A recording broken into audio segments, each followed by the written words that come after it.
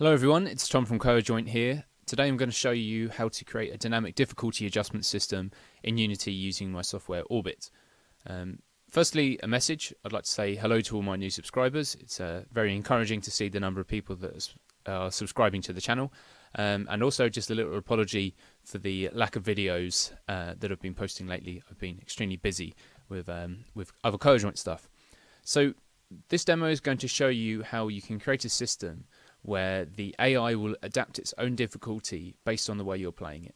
So this is a demo where you're playing this guy here, who's the actual Scuba Doob from the Angry Bots demo. I think it's Angry Bots, yeah.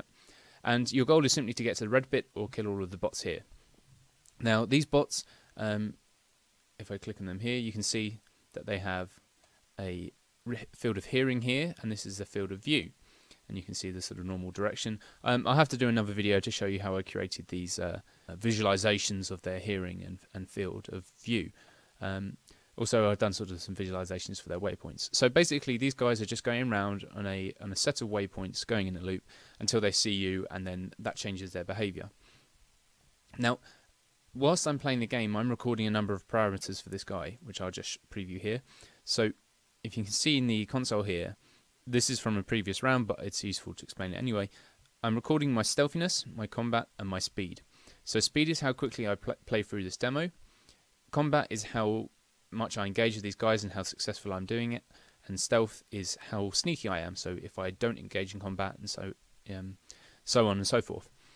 So hopefully you can understand how that might translate to this sort of game, which I'll play in a moment. So as I'm playing the game, these are recorded. And what's actually going to happen is I'm using my software Orbit to change the difficulty depending on how well I do. So every time I play through a round, that gives you a set of stats about how stealthy, how attacking I was, and how speedy I was. That then gets fed into sort of an average of all of my rounds that I've played in the game, which then gives me a difficulty measure here, so which is medium in this particular playthrough. I'll show you this all in action in a moment.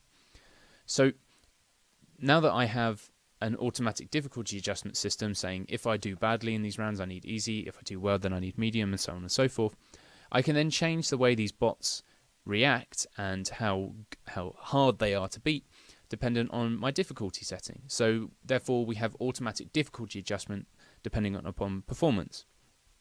Now the way I set up these parameters is using just an XML file where I have these difficulties, and for each difficulty setting I can change variables in the game. So if it's medium, there are 2 bots in there who have a hearing radius of 4. If it's hard, they have a hearing radius of 6. So that's how you can actually make the game more difficult depending upon the difficulty setting. So that's pretty much the setup. I'm going to explain a little bit more why I'm showing you this afterwards, but let's just take a look at the product. So let's have a go. And as you can see, as we started off, there's only 1 bot in the game, so it's very easy to beat. And you see that I've beaten it pretty easily. If you look down in the console here, you can see that my round rating, I was extremely stealthy because I didn't engage in the bot and I did it pretty quickly. So my speciality has been measured by Orbit as stealthy, and then the difficulty setting is going to be set to hard straight away because I did so well. So when I play again, you now see that they've got 2 bots, and remember from the XML file, that means they've got some pretty sort of OP features. So I'm going to have to play a little bit more carefully. There you go, you see I got heard. But fortunately this time I've managed to sneak past. So again, my stealthiness was pretty high, my speed was pretty high, and it takes the average of those two sets of data, and then it's kept the difficulty setting at hard. So let's just get caught and die, because obviously this is just a demo. You can see, well, that was pretty loud. So you saw there that I got killed pretty quickly because it was on hard, and you know, these guys are pretty strong, and because I just ran straight through with no tactics. So this time my measures were all 0 because I did so badly, so it takes an average, adds that onto the average. I'm still stealthy, but it's moved the difficulty down to medium. So there are still 2 bots, but they're a bit easier to sneak past. There we go, let's engage in a little bit of combat and play the game again. So this time I was a bit more combat focused, and still quite stealthy and still quite fast, so overall I get that particular measure. So hopefully you can see how that all works. So now that you've seen the demo running, perhaps you can see some other applications for a piece of technology like this.